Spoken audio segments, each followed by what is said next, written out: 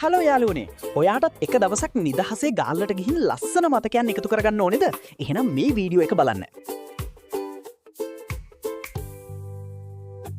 ඔයාලා පාන්දරම කොළඹින් පිටත් වෙලා සදර්න් එක්ස්ප්‍රස් වේ එකෙන් ආවොත් පැයක් වගේ යද්දි බෙන්තොටට යන්න පුළුවන්.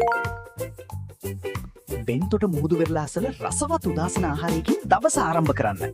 ඒ විතරක් නෙමෙයි බෙන්තොට මුහුදු වෙරළට යන ඔයාට jet ස්කී, පැරසීලින්, banana boat, tube riding වගේ වෝටර් ස්පෝර්ට්ස් අත්විඳින්නත් අවස්ථාව තියෙනවා. ඒත් ඔයා වෝටර් ස්පෝර්ට්ස් වලට වැඩි කැමැත්තක් නැත්නම් ඒ ගැන දුක් වෙන්න එපා.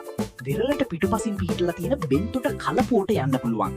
එහිදී නිස්කලංක ජලයේ මැද මැන්ග්‍රෝව් රිවර් සෆාරි එකක් යමින් සුබාදහමේ සුන්දරත්වයේ විඳින්න, ස්පීඩ් බෝට් රයිඩ් එකකින් වේගවත් අත්දැකීමක් ලබා ගන්න, නැත්නම් කයාකින් වගේ තවත් විනෝදජනක ක්‍රියාකාරකම් වලක් නිරත වෙන්න පුළුවන්.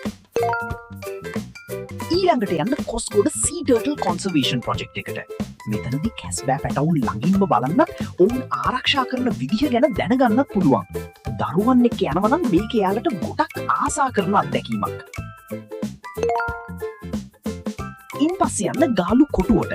පරණ ඩච් වීදි දිගේ ඇවිදින්න, ලයිට් හවුස් එක ළඟින් මුහුද බලන්න, රැම්පාර්ට්ස් උඩින් ඇවිදින්න. දවල් කෑමින් පස්සේ ටිකක් රෙස්ට් කරලා හවසට උණ වටුන වෙරළට යන්න.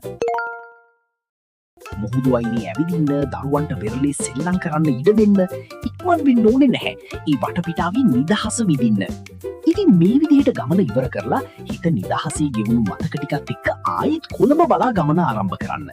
අපි තවත් මේ වගේම අලුත් ගමනාන්තයකින් නැවත හමු වෙමු. තව දෙයක් අපේ ඊළඟ ගමන කොහෙටද යන්න ඕනේ කියලා ඔයාලම කමෙන්ට් එකක් දාගෙන යන්න. මේ වීඩියෝ එක වැදගත් වෙයි කියලා හිතන යාළුවෝ මෙන්ෂන් කරන්න අමතක කරන්න එපා. ඒ වගේම ඔයාගේ ඊළඟ ටුවර් එකට සෙනු කැප්ස් ඇන්ඩ් ටුවර්ස් වල අපිව තෝරගන්න.